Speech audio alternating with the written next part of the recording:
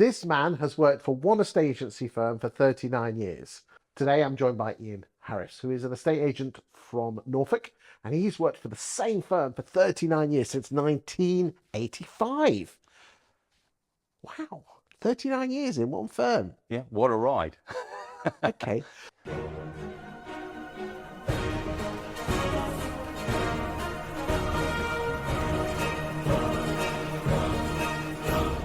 Let's go back in time. Let's tell the boys and girls, the ladies and gentlemen watching this video, about your roller coaster ride in the estate agency and find out a bit more about you, because you're quite well known in the industry.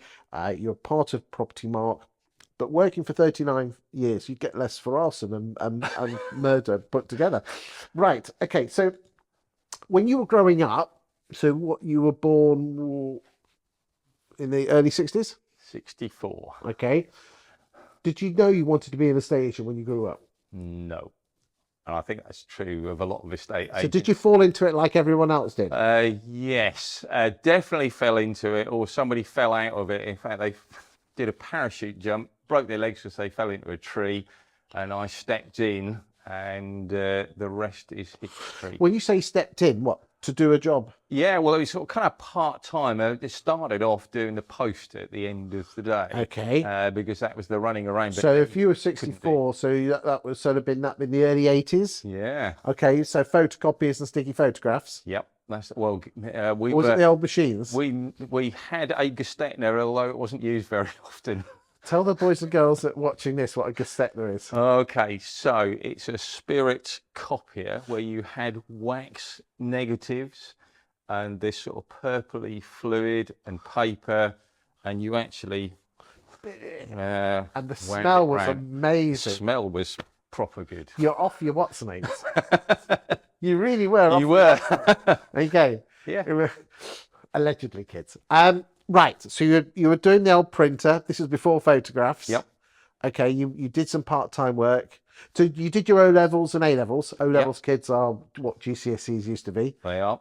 Why didn't you go to university? Well, I had the opportunity to. Okay. And I actually got the bug. Okay. Got that bug, which is I guess a mixture of dealing with important assets and the sales process and the slam dunk moments and all of that. So were you working part-time whilst you were doing your A-levels then? With and then you decided, what did your parents expect you to go to university? I think not at the time, and they were kind of quite relaxed parents who were happy for me to do what I was keen and enthusiastic to do. So you did your A-levels and you think to yourself, you went to the boss and said, let's go full-time.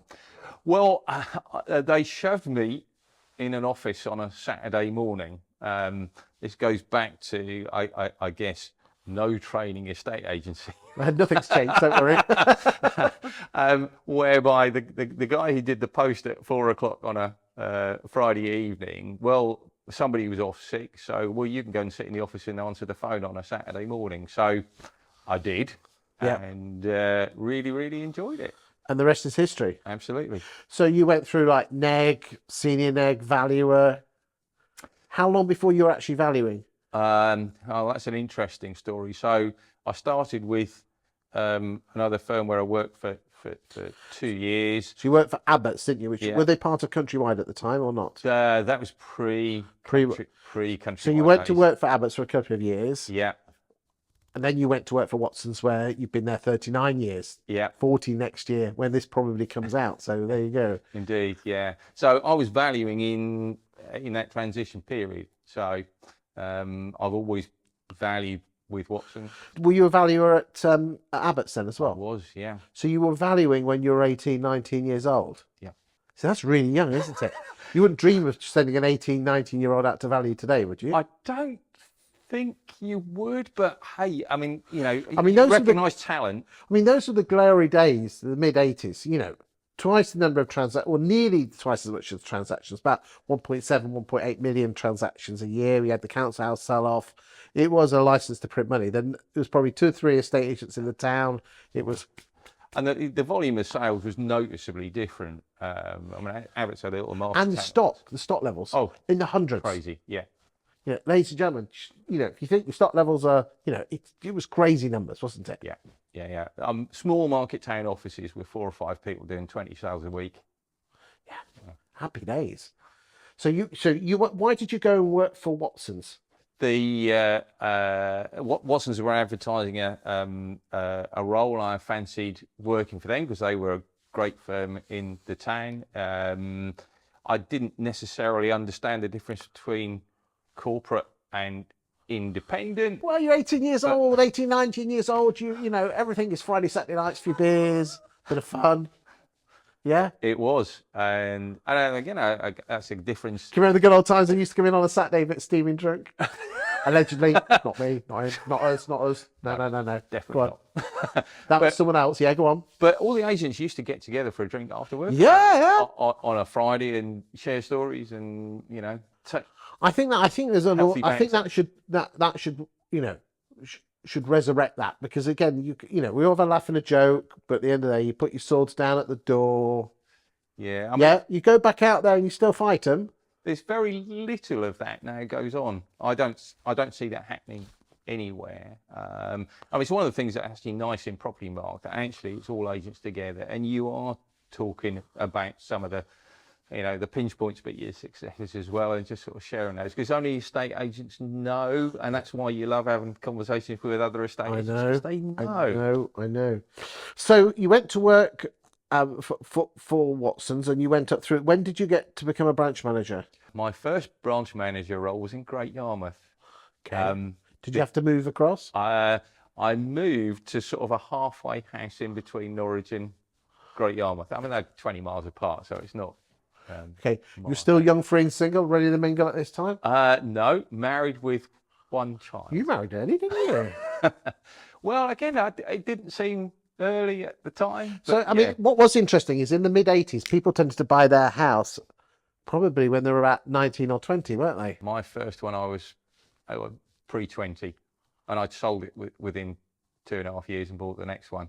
You wouldn't think of it nowadays, would you? No, and that's part of the reason that transaction volumes were so high then and are so low now. People would very often have bought and sold 4 or 5 before they were 40. Yeah.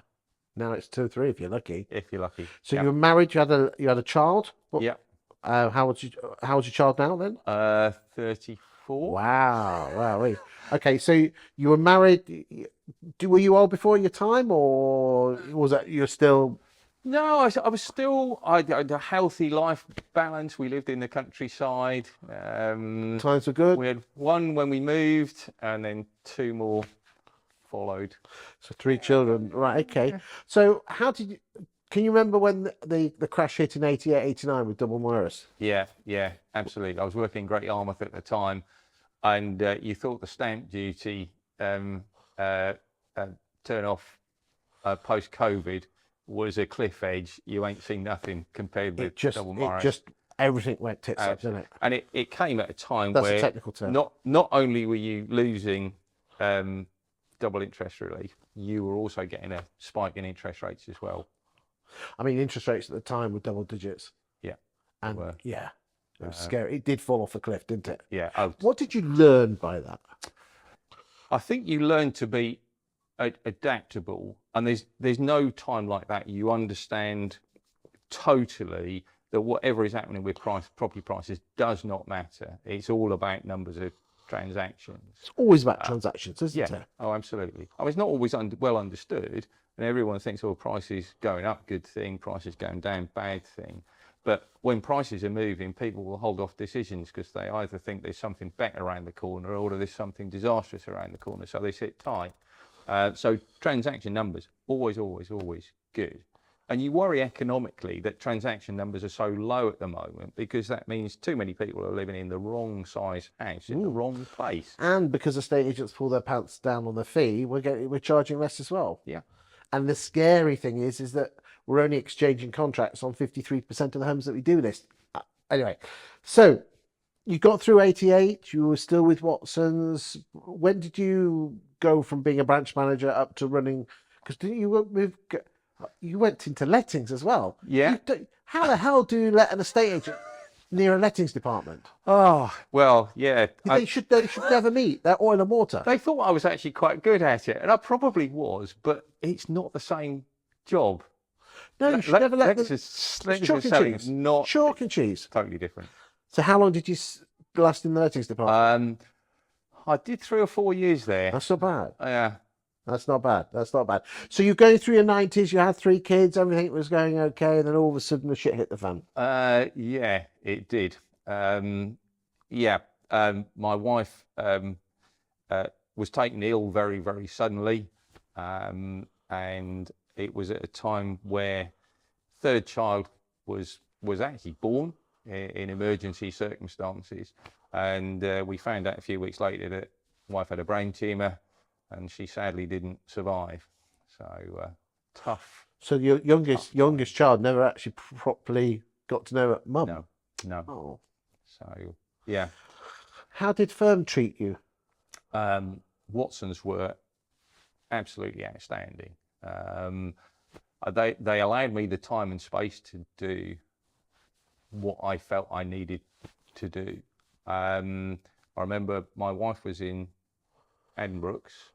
We were, I think, waiting tests, which had involved some fairly serious surgery. And I was sitting on the ward with my wife when she was recovering, and apparently my brother had turned up. I thought, that's a bit strange.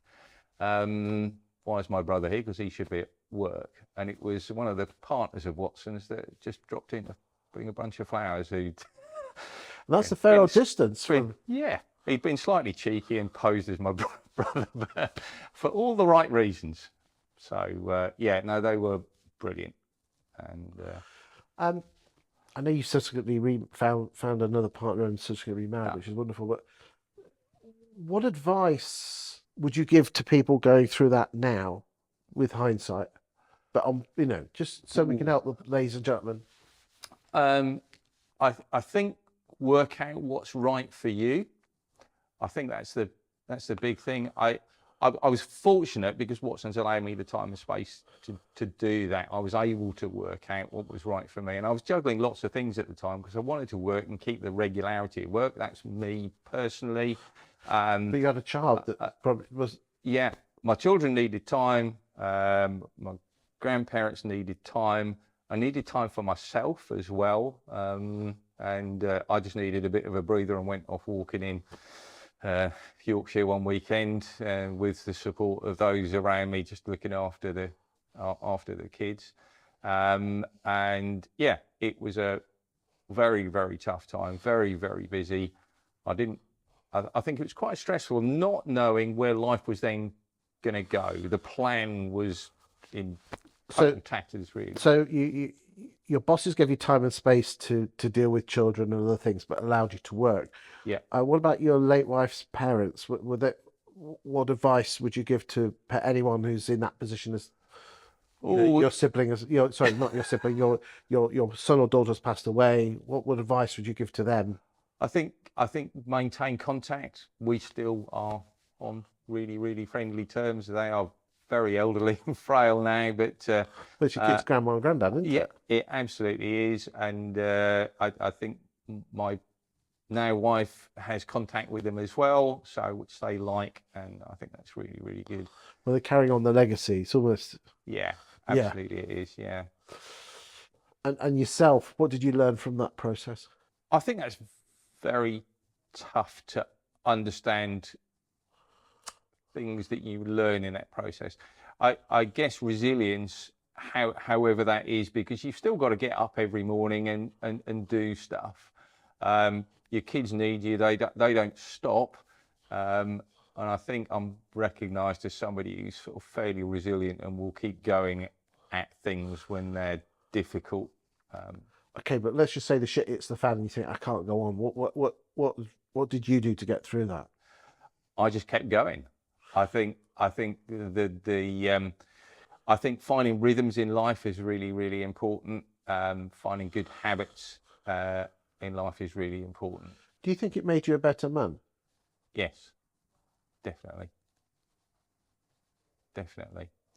I think when the thing happens that other people will think, well, that is the end. I think you, certainly for me, for the sake of my children, it couldn't be the end. In fact, it had to be a start. Your friends that are around you, again, a big thing that a lot of friends say is, I'm here if you want me. What should friends do if their friend is in that situation? Should they be outreaching a bit more, or yeah, I think you notice people who are not quite sure how to respond. Okay. But you also notice, and it is important, the people who ring you up and say, actually, I don't know what to say, Ian, but I just wanted to be in touch to say something. And that meant a tremendous amount to me at the time. So that's, if there's one thing, if you're not like uber bosom mates and all that, just pick the phone and say, I don't know what they'll say about me. I'm just... Oh, totally. I mean, in fact, sometimes those almost mean more, because, they're things that you don't expect necessarily. So, yeah, if you know somebody in that sort of situation, I very much say, yeah, I absolutely get, and you won't know what to say. And sometimes there isn't anything that can be said, despite how wizenly you might want to be. But as long as you say something. Good. Let's move on back to your stage of your career. So, so we're now going into the 2000s. You've got this young family, without the help of a half. You're still expected to do your work. You're spinning plates, but obviously things started to level off, and you were progressing forward. Anything particularly happen in the 2000s, or the teens, the 2010s that were different, or you're just carrying on? Well, 2000, I remarried quite quickly. You did hang about, didn't you? Yeah. So, my wonderful wife Julia, who's fantastic, and we had another child. Okay. And she basically ran the home. Not that was a very, very deliberate thing, but she decided she'd quite like to run the home. So I was off working normally again at that stage, and whilst it was an normal household. How did the younger kids get on with the new? Although the ages were quite close, must have been quite close at this point. They're all 4 years apart. Okay. All four. So quite a nice gap between them. Yeah, they're all blonde, very blonde, and my both wives were blonde as well. So there was. Okay. There was a kind of at least physical normality, and yeah. I'm sure you've been through your ups and downs, but any advice that you want to give to anyone about, when the unfortunate thing happens where your partner passes away and a new one comes along? Any advice that you want to give to the people watching this? Oh gosh, that's so difficult, because I've obviously spoken to people in similar circumstances, and I'd say everybody is different, and it's actually quite okay to make up what is the right thing for you. And I think that's where there's perhaps some power in the circumstances almost for you to be able to do that. Some people need to take a massive break.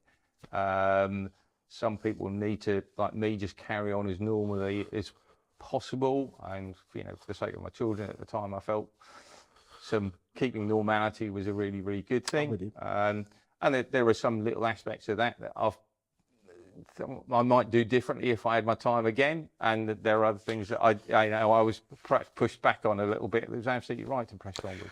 Okay, let's go back to your work career. As I said, you've been with Watsons for 39 years. That's an awful long time. Yeah.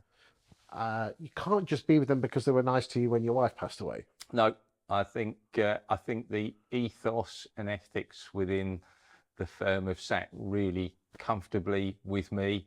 I like to think I'm quite ethical in the way that I do business, and I've never had to compromise my way of doing things for the sake of the business. Has it all been plain sailing though? Never.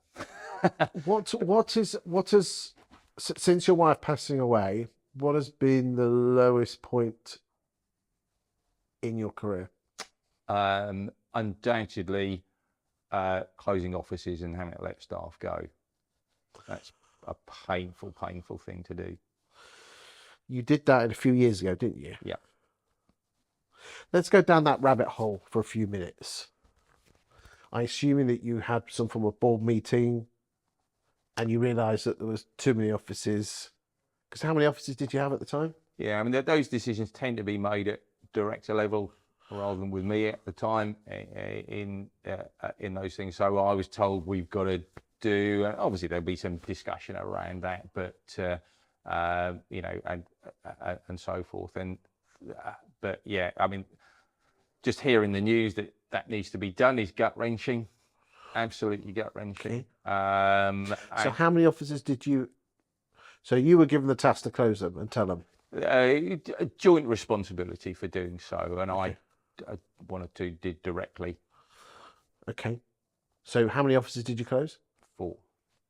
And how many people did you have to let go? We looked to redeploy where we could. I can't remember the exact numbers. It was half a dozen or so. Okay. I've been there. I've had to let people go.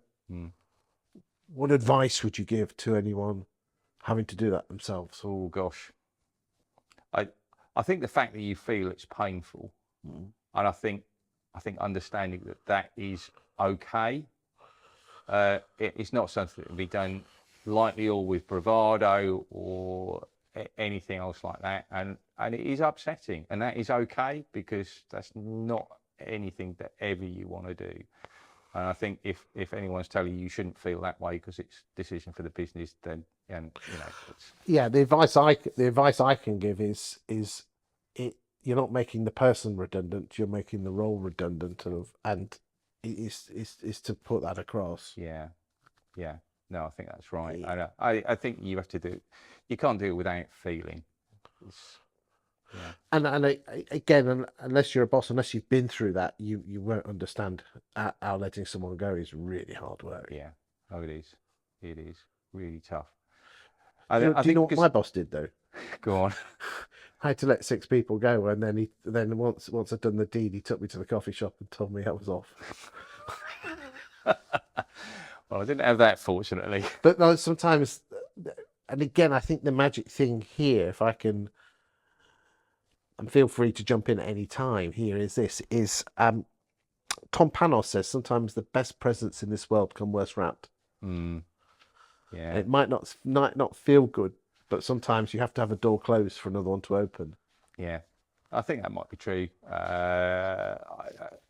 The one that's the conundrum of losing my wife was... Come on, let's be honest, that's a bigger shit than fucking losing a job. Oh, absolutely it is. But sort of holding, you know, my now wife and our marriage and family life and children is great, which I wouldn't have without losing my first wife, which I wouldn't ever want either.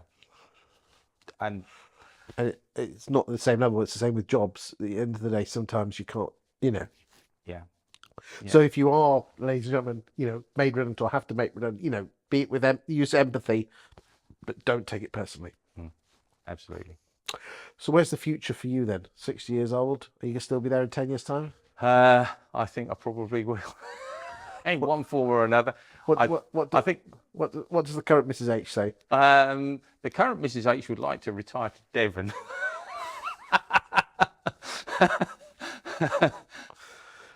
You don't need to. You're at Sheringham and Cromer. It's amazing. It's beautiful. It is proper beautiful. The grass isn't greener on the other side of it, is it?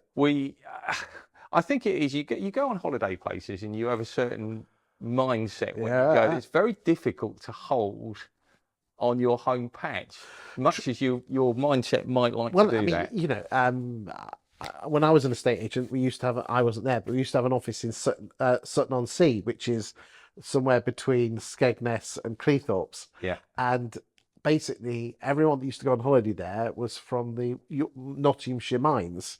So what used to happen is that everyone would go across there in the summer, and then when they retired, they would want to go to Sutton-on-Sea. Nothing but go to Sutton-on-Sea. But have you ever been in the winter? Yeah. But there are places like that that are now a bit chic. Sea Pawling on the Norfolk coast is very, very similar. And when it's in the middle of nowhere, there's an amusement arcade and a donut shop and a pub. But but What more do you want? You just need a Nando's, and you've squared the circle. jobs are good. But it's a beautifully bleak place. So you are going to carry on working, I am going to carry on working. because if you're you're looking really well for 60 years old, mate. If you don't mind me saying, Very kind of you to say, but I would you get bored? would. I think I would get. I still fist pump when certain deals are done. Oh, if you're not, then you haven't got your heart in it. Have Yeah, you? and it's not about the money. Actually, it's I need to get paid to earn a living. Let's not be unreal about the situation, but I like it when you've pulled a buyer and a seller together. I say pulled, you've matched them, haven't you? Look, we are in one of the best trades in the world, professions, where you're basically helping someone move from one chapter of their life to the next. Yeah. I mean, come on, it doesn't get any better than that. No. And it's not about listings. It's not about in sales targets or pie charts or anything like that. We are in an honoured position, and until where I think we go wrong in an industry is that we think the industry is there to serve us, when in fact we're here to serve the industry. Yeah, no, it's very true. I mean, I've always enjoyed that. I could talk for ages about clients that I remember, and it's the lifestyle changes. Briefly, I did sell 3 properties for one old couple, and he was in a very poor state of health, so much so that when I went to meetings, they had a chaperone with them at meetings, and he was out of the room where the conversation was taking place because he was so stressed. And we sold their properties. They bought another one through another agent down the road, which I managed to find for them that I thought would work. And he came back into my office 6 months later to say thank you. Gentleman walked through the door. I stood up, greeted him as I would every other customer walking through the door, and he said, "Hello, Ian." And I thought, not quite sure who you are, but you sound very friendly. Carry on the conversation. And I didn't recognise him. He looked so much healthier. He was unrecognisable from the person that I'd sold for 6 months previously. And that. So you changed that man's life. Yeah. And I think we could all take a leaf from that book. Well, I look forward to interviewing you. Okay, here it is on offer in 2035 when you've done 50 years. Great. Is that a deal? Look forward to it. Cheers, mate.